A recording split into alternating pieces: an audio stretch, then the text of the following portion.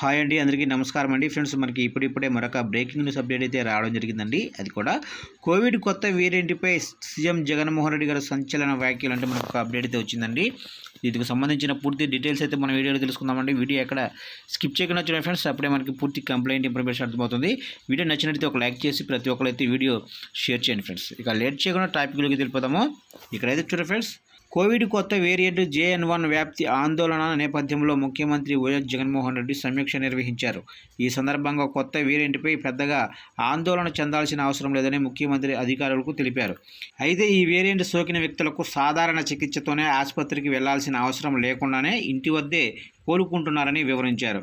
Delta variant తరహా లక్షణాలు లేవని, అయితే JN1కు వేగంగా విస్తరించే లక్షణం ఉందని తెలిపారు.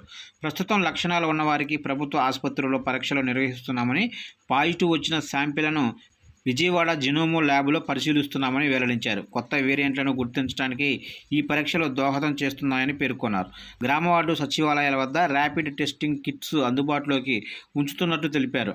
అలాగే ఆసుపత్రుల్లో పర్సనల్ కేర్ కిట్లు కూడా అందుబాటులో ఉన్నాయని సీఎం జగన్కు అధికారులు చెప్పారు.